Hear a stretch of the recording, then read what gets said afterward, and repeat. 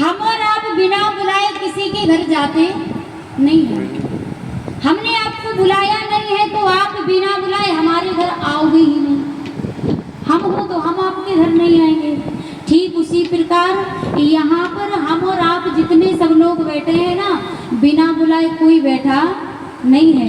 यहाँ सबको भगवान ने बुलाया है, सबको भगवान ने याद किया है, इसलिए हम सबको उस परमात्मा ने बुला ही लिया है। क्योंकि ऐसा तो है नहीं कि आपके इस राडापुर में इतने ही लोग हों, और भी हैं, लेकिन वो कथा में क्यों नहीं आए? क्योंकि कहीं ना कहीं आज की कथा में भगवान ने नाम काट ही दिया है कि आज आप नहीं आ सकते। तो भगवान की बिना कृपा के सत्संग मिलने वाला नहीं है। और ध्यान देना, ये सत्संग रूपी गंगा, राम कथा रूपी गंगा बहते बहते अगर आपके ग्राम तक आई है तो हम तो कहते हैं इतना आनंद लो, इतना आनंद लो, क्योंकि समय किसी का इंतजार नहीं करता। जैसे नदी में जल बहता है, आप जाकर के स्नान करिए या ना करिए, उसका काम है बहना, वो निरंतर बहता है। अगर आपको जाना है तो स्नान करिए, अगर आप नहीं भी जाओगे तो जल रुकने वाला नहीं है। ठीक उसी प्रकार ये राम कथा रूपी गंगा आपके यहाँ 9 दिन बहती रहेगी। अब आपको आना है, आनंद लेना है तो आइए, आनंद लीजिए। बाकी ये बह रही है निरंतर, ये रुकने वाली नहीं है। कई लोगों का कहना होता है आज तो पहला दिन है, आज क्या करेंगे, कल देखेंगे। कई लोग तो कहते हैं 4-5 दिन बाद जाएंगे, जब आखिरी दिनों में बढ़िया भीड़ होती है। तो भैया भीड़ को थोड़ी देखने आना है, यहाँ तो कथा से मतलब है, कथा को सुनने आना है, भीड़ से क्या लेना देना। इसलिए हम और आप बड़े सौभाग्यशाली हैं।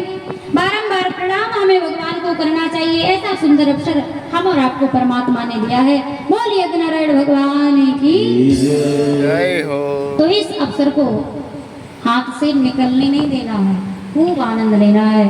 क्योंकि राम कथा तो वो है, बड़े बड़े भक्त नहीं, संत नहीं, देव नहीं, महादेव भी हर समय ये सोचते रहते हैं कि कहीं से अगर राम कथा सुनने को मिल जाए तो आनंद आ जाए। तो ये कथा तो वो कथा है जिसे महादेव भी सुनने के लिए तरसते हैं, और कई बार हुआ भी है। क्योंकि भगवान भोलेनाथ को मतलब किसी से नहीं है, रिश्तेदार तो है नहीं, परिवार वाले तो है नहीं।